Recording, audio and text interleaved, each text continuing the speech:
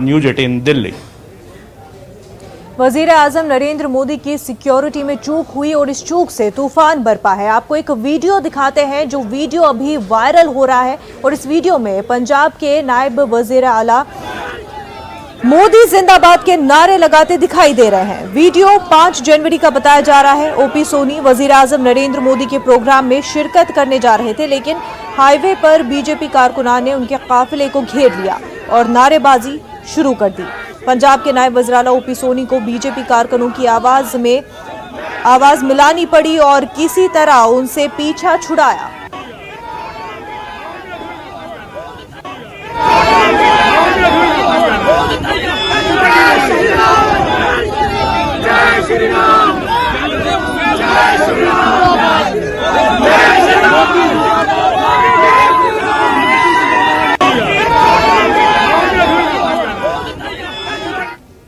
इस वक्त की बड़ी खबर आपको बता दें, बुलीबाई ऐप